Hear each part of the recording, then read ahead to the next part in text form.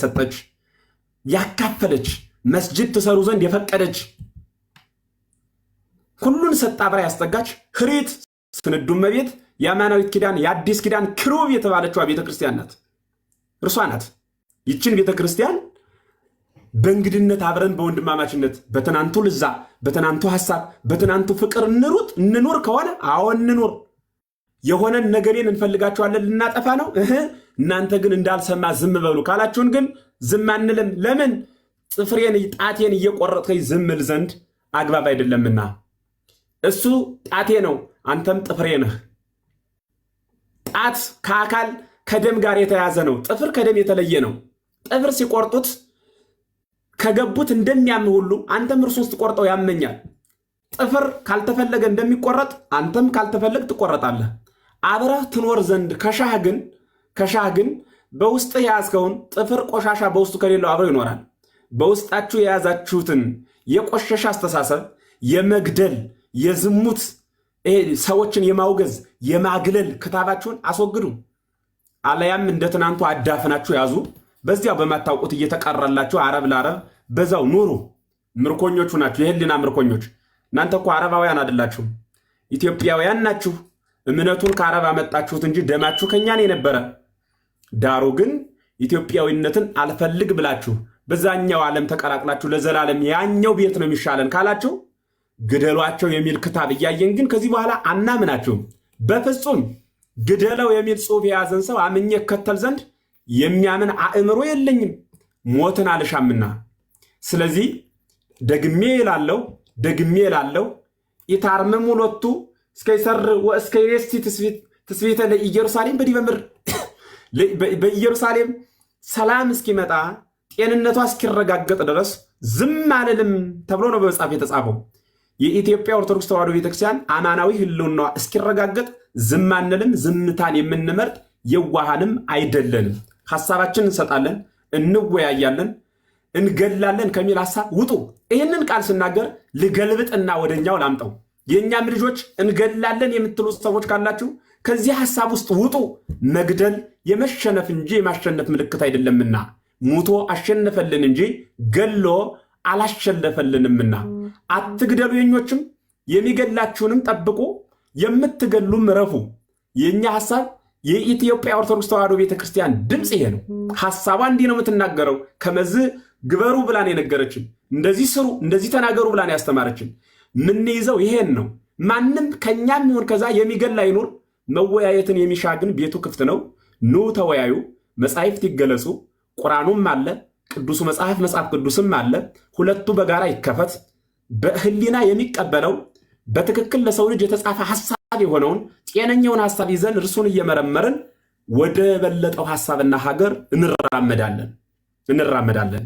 ዳሩ ግን እንዳትነኩብን ዝም ብላችሁ አዳፍናችሁ አስቀምጡት ብላችሁ በተዳፈነ ጢስ ስትሞቱ፣ አንዳንዴ ጎረቤትም እኮ ይጠየቃል። ቤት ሲቃጠል ሩጦ ሂዶ ማውጣት አለበት። ጎረቤት ዝም ካለ በመቃጠሉ ውስጥ እጁ አለበት። እናንተም ጎረቤቶቻችን ስትቃጠሉ ኑ ብለን ልናወጣችሁ ካላችሁበት የጨለማ የዲያብሎስ አበጋዝ ከሆነው ክታብ ውስጥ ውጡ ብለን መጠናል። ዝም ካልን ደግሞ በእናንተ ነፍስ እንጠየቃለን። ከሚያቃጥሉት እንዳንዱ ስለሆን እንናገራለን። የሰማ ይመጣል፣ ያልሰማ ደግሞ አቅረብኩ ለከ እሳተ ወማየ ደይዴከ ሀበ ዘፈቀድከ አንተ። እሳትና ውሃ አቅርቤልሃለሁ፣ የመረጥከውን ያዝ። ልንደድ ካልህ እሳቱን፣ ልብረድ ካልህ ውሃውን። ይህን ሐሳብ መርጦ መያዝ ይቻላል። እግዚአብሔር ይስጥልኝ።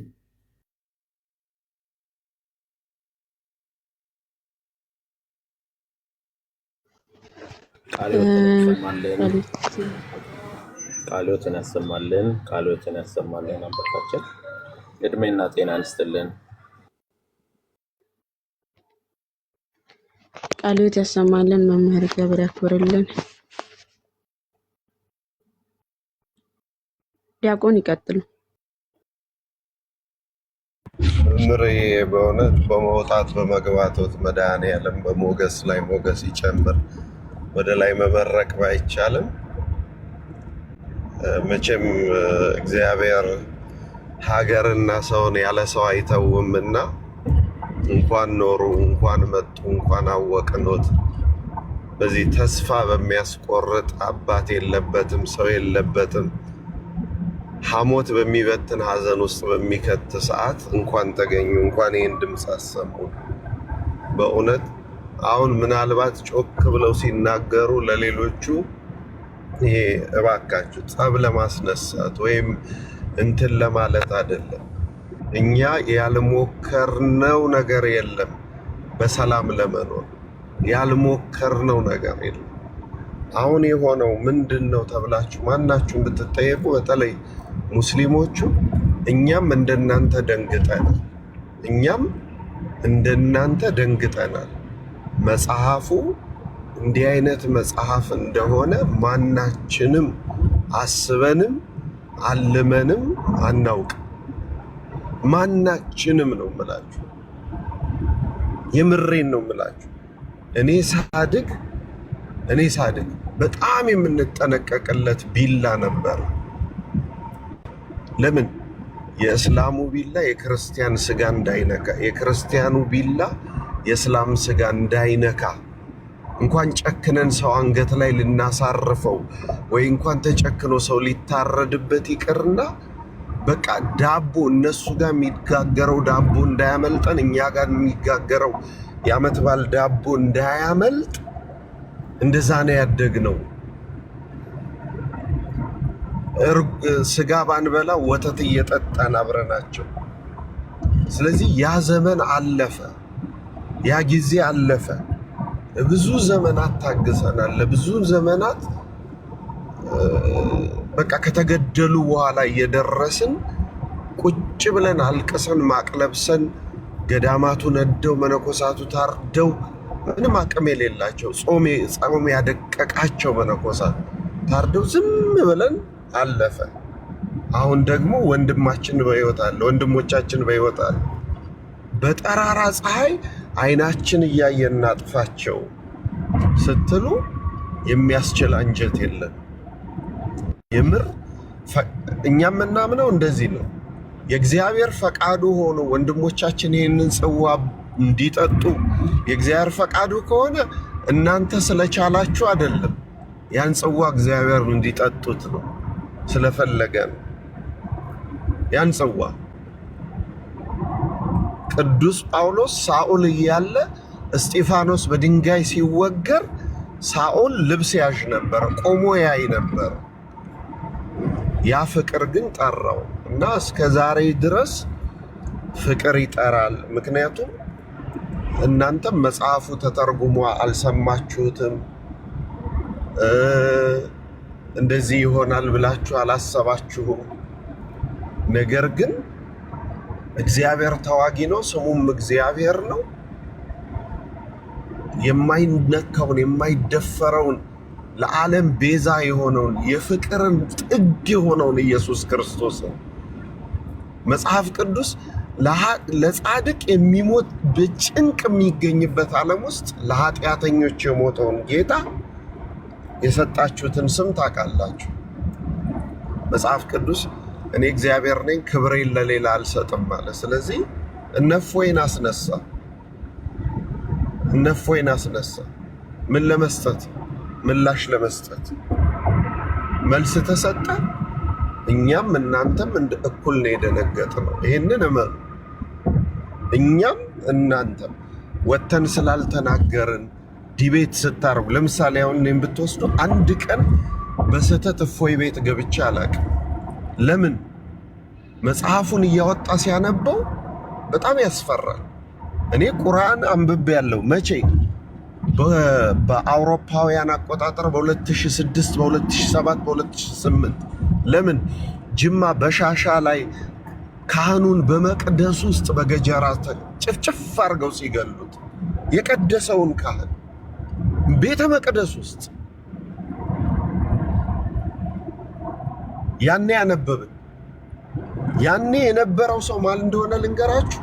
አቡ ሃይደር ነበር። ሌላ ሰው ሰምተንም አይተንም አናውቅም።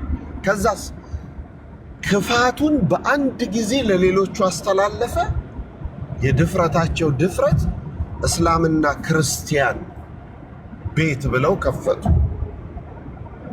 ከዛስ መጽሐፍ ቅዱሱን እንዴት እንደሚያስነብባቸው መጽሐፍ ቅዱሱን እንዴት እንደሚያጣምመው ፓልቶክ የሚባል ደጋግሜ ተናግሬያለሁ። ፓልቶክ የሚባል ፕላትፎርም ነበር ያኔ። ቁልፍ አድርገው አላስገባ ብለውን የዛን ጊዜም ምርጥ የሆኑ ፕሮቴስታንቶች ነበሩ። በጣም ደግ ለቤተ ክርስቲያን ክብር የነበራቸው የወጣንበትን ቤት የእናታችንን ቤት የቤት ህይወትን ያወቅንባትን አንረግጥም። ዛሬ ወጥተናል፣ ወንጌል ይዘናል፣ የራሳችንን እንጂ ቤተ ክርስቲያን ከዛ በኋላ መላው የመጽሐፍ ቅዱስ አማኞች ተብሎ አንድ ላይ ተሰባሰብንና በአንድ ጀንበር ነው።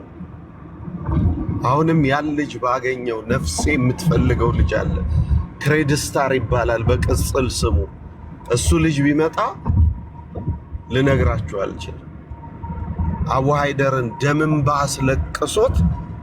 ባስለቅሶት ያሩም ተዘጋ። ስለዚህ እኛ ሰይፍ አናነሳም። ሰይፉ ጴጥሮስ ጌታን የያዙት ዕለት ጆሮ ሲቆርጥ ወደ ሰገባ መልስ ተብሏል። ሰይፉን አናነሳም፣ አንጀምርም፣ ምንም አናደርግም።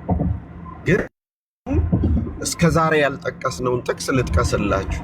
እስከዛሬ የምታውቁት ጥቅስ ሁላችሁ የምታውቁት ጥቅስ ቀኝን ሲመታ ግራህን ስጠው የሚል ነበር። ሌላ ጥቅስ እኮ አለ ያልተጠቀምንበት። ኢታይትት ርእስከ ለብእሲ አብድ የሚል ፍቅር ለማይገባው ሰው ራስን አታዋርድ የሚል ፍቅር ሊገባችሁ አልቻለም። ማክበራችን፣ መውደዳችን፣ ጎንበስ ማለታችን ለዚች ሀገር ለዚህ ደሃ ህዝብ ለሰላም ስንት መከራ ለተሸከመ ህዝብ ብለን ዝም ማለታችን እንደ ንቀት ነው የተቆጠረው። እንደ ንቀት። እናንተ ምንም አላደረጋችሁ። እኛን ያስበሉን አባቶቻችን ናቸው። ልጆቻችን እኛን ጠብቁ፣ ቆይ እንዲህ ይዘነዋል እንዲህ ያረግን ነው ብለው ያስበሉን እነሱ ናቸው እንጂ የሁሉ ደም አይፈስም፣ የሁሉ ገዳም አይቃጠልም፣ ምንም መከራ አታደርሱም ነበር። ምንም በእውነት ጸብን በጸብን ፈልገው ምንም አይፈጠርም ነበር። ግን የምናመልከው አምላክ ታዘዙ ስላለ ለሽማግሌዎቹ ታዘን እነሱ ይመሩናል፣ እነሱ ያሳዩናል፣ እነሱ እንትን ይላሉ ብለን ነው እንጂ አንበላም ነበር። የሁሉ ነፍሳት ወደ መቃብር አይሄዱም ነበር ያለ ዘመናቸው። ግን የምናመልከው አምላክ አክሊል ስለሚሰጣቸው በዚህም በነሱ ፍሬ እምነታችን ስለሚጸና ብለን ለእግዚአብሔር ሰጥተን ትተውነዋል። አሁን ግን አይሆንም። ምክንያቱም የማይሆንበትን ምክንያት ልንገራችሁ። እዚህ ውስጥ ያላችሁ ሙስሊሞች በቅንነት ስሙኝ። ከ15 ቪዲዮዎች በላይ እናንተ ይታሰር ይገደል ብላችሁ ብር ከመደባችሁ በኋላ እፎይ ገብቶ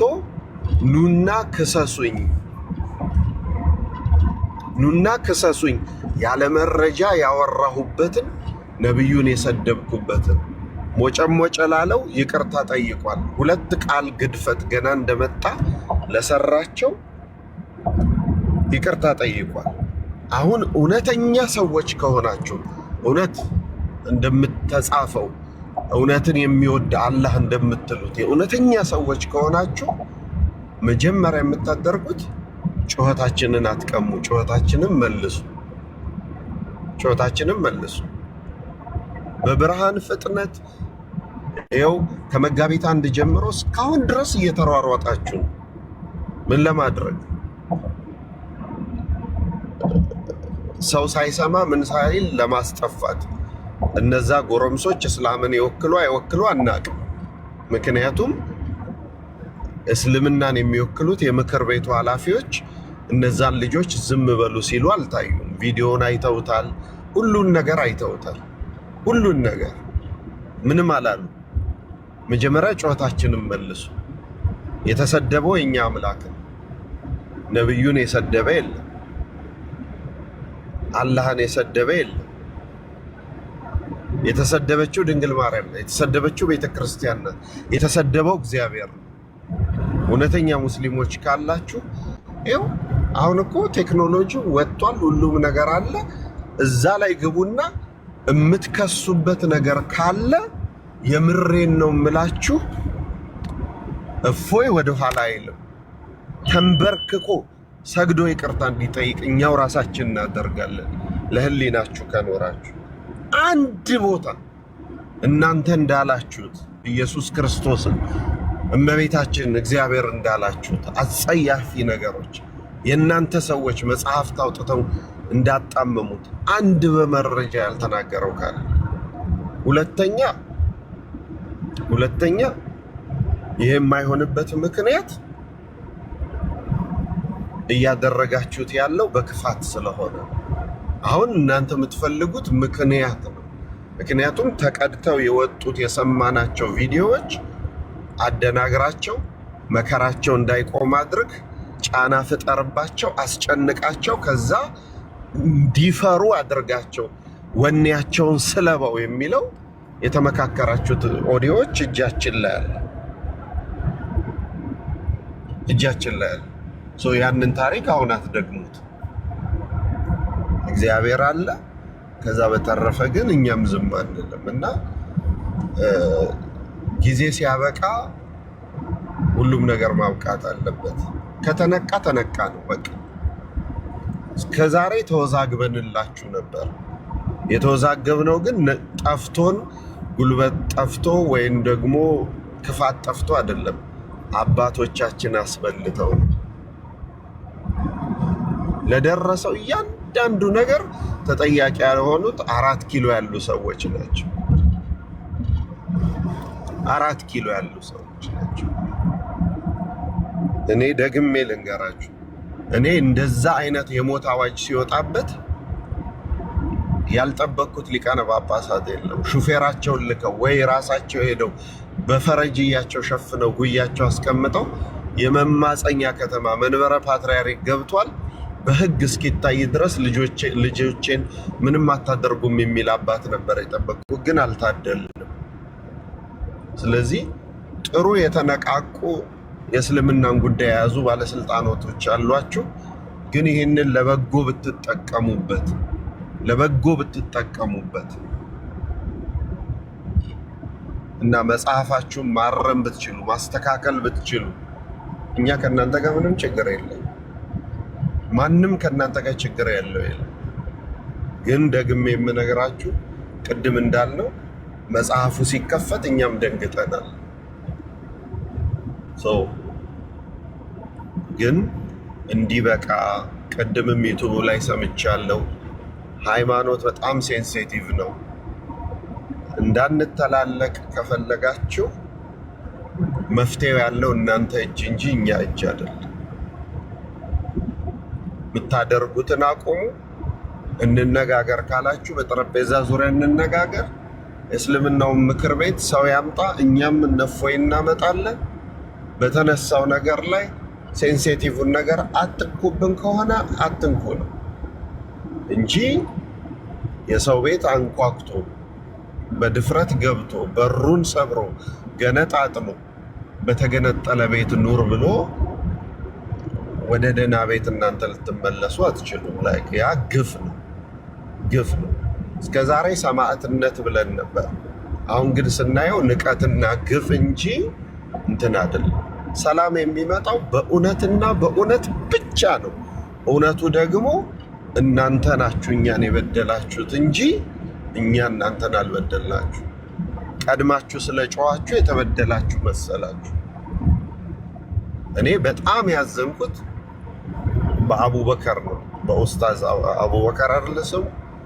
ጎረምሶችን ሰብስቦ አላሁ አክበር ያስባላቸው ጊዜ እነዛ ልጆች ደማቸው የሚፈላ ነው። በእናንተ ዘመን ነብዩ ተሰደቡ ሲላቸው በቃ ሰከሩ። እሱ አሁን ያንን ማድረግ የነበረበት ዲቤት ገብታችሁ አትከራከሩ። የተናገረው እውነት ከሆነ የሰው ሃይማኖት አንነካም ብሏል። ይህን ሁሉ ቪዲዮ ሰርተን እስቲ ምንድን ነው የሚሰጠው መግለጫ? የሰው ሃይማኖት ስለነካችሁ የእኛ ተነክቷል፣ አርፋችሁ ቁጭ በሉ ይል ነበረ እውነተኛ ሰው ቢሆን። ግን አንድ እግሩ ቤተ መንግስት፣ አንድ እግሩ ሃይማኖቱ ጋር ስላለ በሁለቱም ጌም በወጣቶች ደም የሚጫወተው እሱ። ስለዚህ እግዚአብሔር ሁላችንንም ይቀረን። እግዚአብሔር ምሕረቱን ያምጣ፣ ለሁላችንም ልቦና ይስጥ። እስከ ዛሬ ግን የተጫወታችሁ ጨዋታ ዘመኑ ያበቃ ይመስላልና ይቅር ይበላችሁ።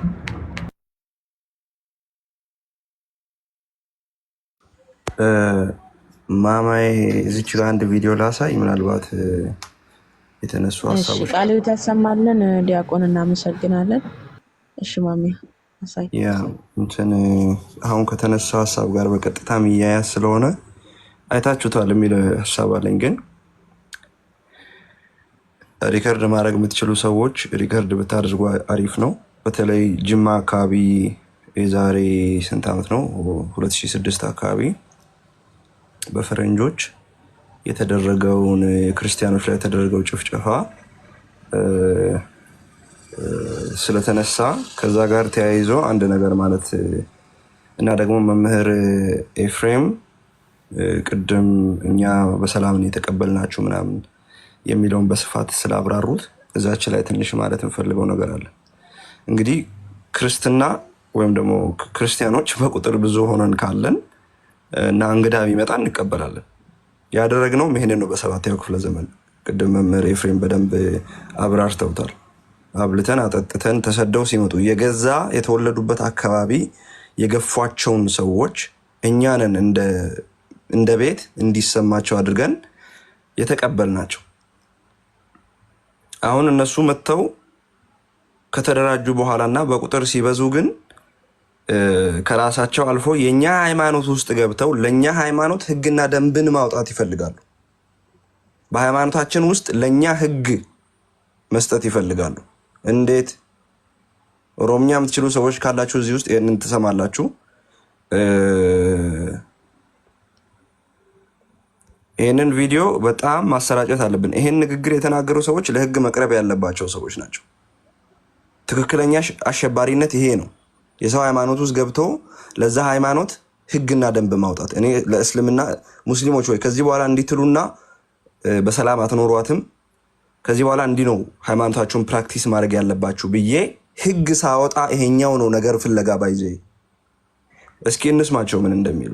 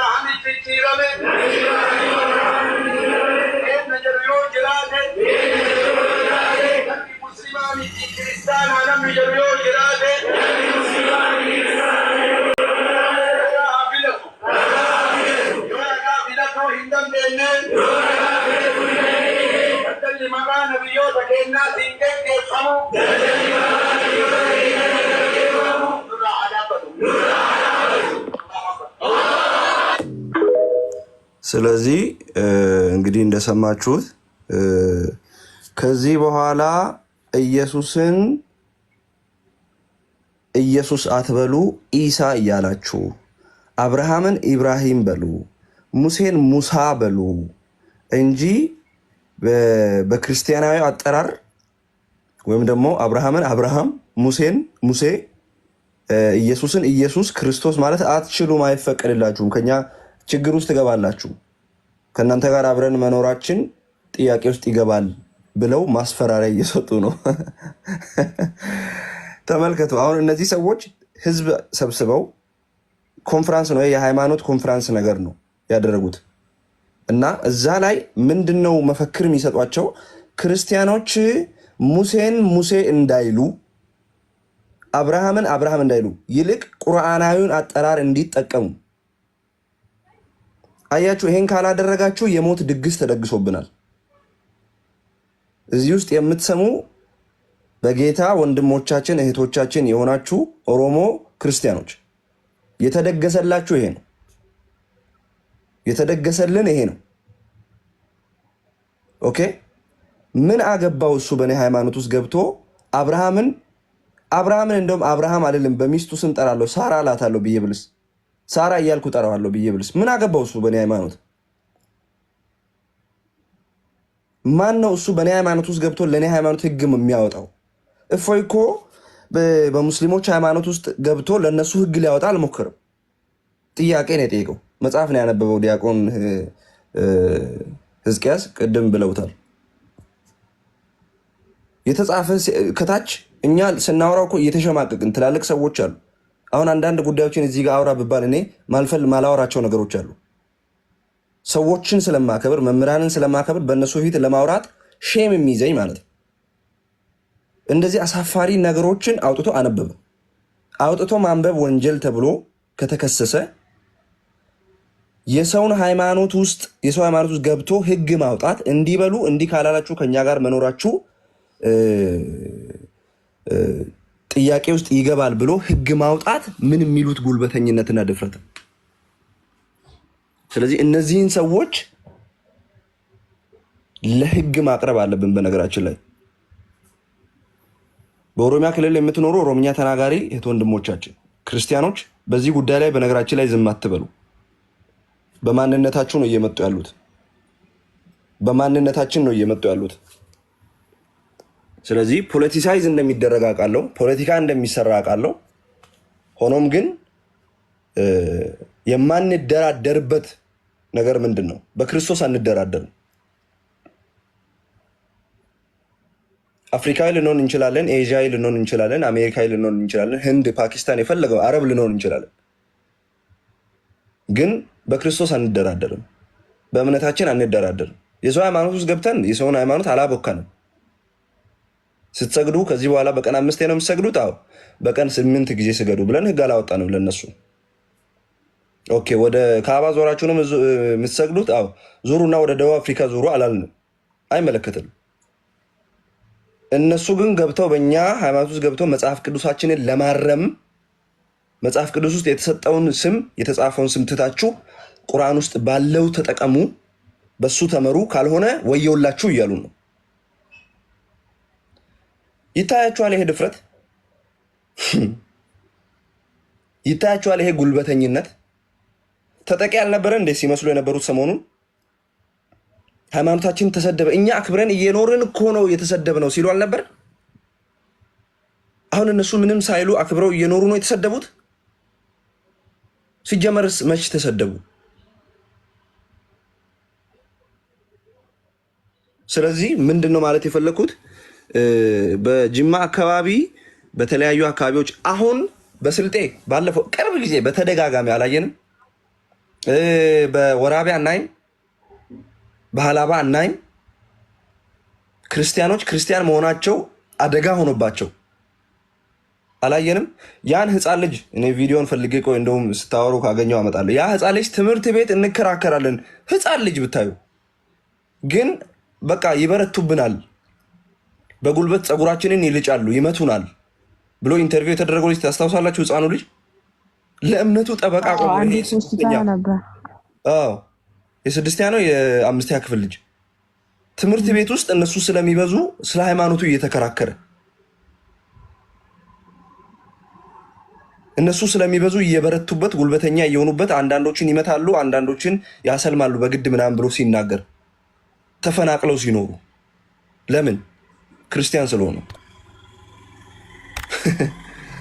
ሌላ ነገር የለውም። ስለዚህ የሃይማኖት ግጭትን እያመጡ ያሉት ሙስሊሞች ናቸው። እነዚህን ሰዎች ለፍርድ ማቅረብ አለብን። እነዚህን ሰዎች መክሰስ አለብን። ይሄንን ቆሻሻ ትምህርታቸውን ይሄንን ቆሻሻ አካሄዳቸውን እስኪተዉ ድረስ ካልተዋጋን እነሱ እባብ ቤት ገብቶ ዘንዶ ይሆናል ነው አባባል። አላቅም አባባሉን ግን